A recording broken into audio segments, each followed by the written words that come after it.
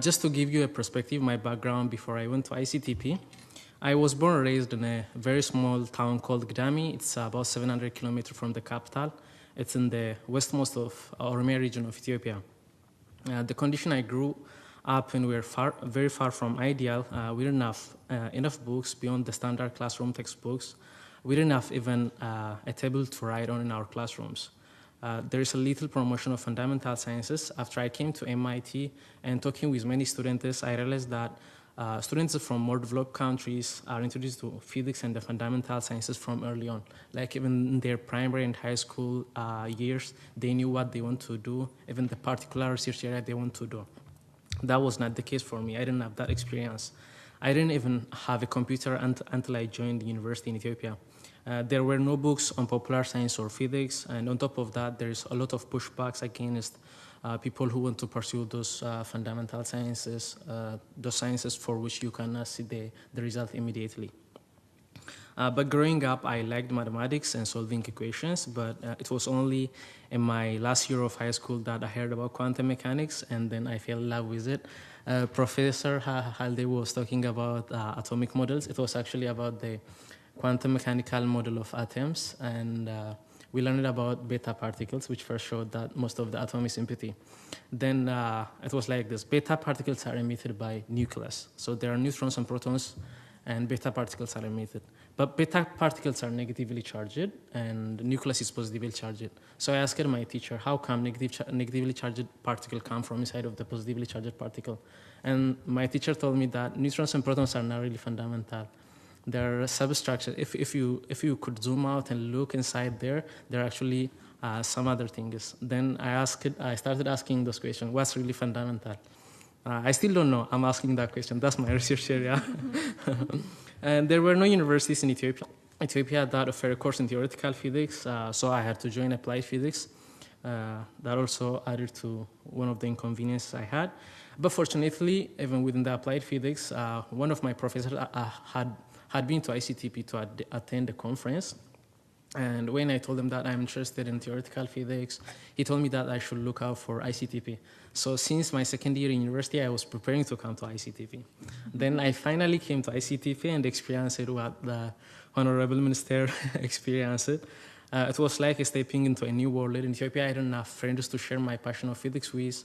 Then I came to ICTP. My friend Isai from Peru, like we wait until we leave the classroom because we were excited about the very topic we learned it to discuss with each other. It was amazing.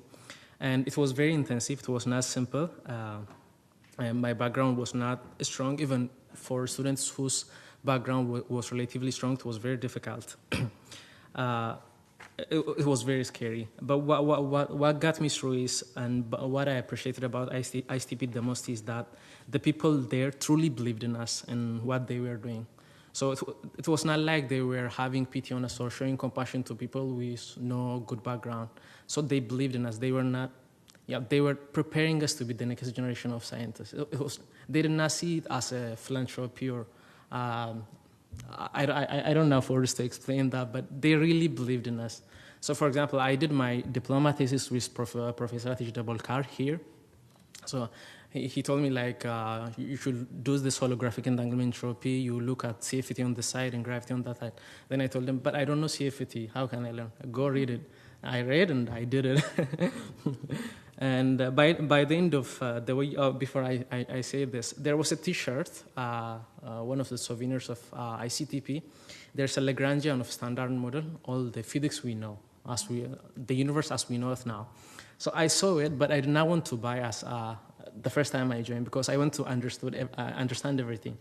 Then I did 8 courses in 8 months, and by the end of the second course of standard model, I could do computation with every single term in the formula. Then, when we first joined, they recommended us that we go to colloquium, listen to the seminaries, but at first it was very daunting because it feels like not even language. It was something else. Then by the end of my program, I could talk to the speakers, ask questions, meaningfully contribute. My diploma thesis was on holographic entanglement entropy. One of the biggest discoveries of 21st century in high-energy physics is the fact that Professor Greg Gabaders was saying about the late Jim Simons. that quantum entanglement entropy knows a lot, like it's the first clue we had to understanding the very fabrics of the cosmos itself, of the space and time itself. So I worked on that. I really understood it. So I'm very happy. Yeah. The scientists at IP are engaged in cutting-edge research, and another incredible aspect was that the sheer number of scientific programs organized at ICTP. Through this, I had the chance of meeting most of my academic heroes, Professor David Gross, Edu Witten, Ashok Sen, many Nobel laureates. And finally, to get back to international collaboration, what I said, Professor Haldin already said is the thing that resonated deeply with me. Also because whenever you walk into ICTP's building, so I was there for 365 days. So every single time I walk into ICTP building, the quote I see is this: scientific thought and its creation is the most common and shared heritage of mankind. So it's deeply ingrained in me. Fundamental science is a universal language, as many of the speakers were stressing already. And more important is that science is not a zero-sum game. No one should be left behind. We also need as many people as possible pushing the frontier of our knowledge forward. The fundamental sciences are now so advanced and hyper-specialized that it's virtually impossible to make progress by confining research to specific geographical areas.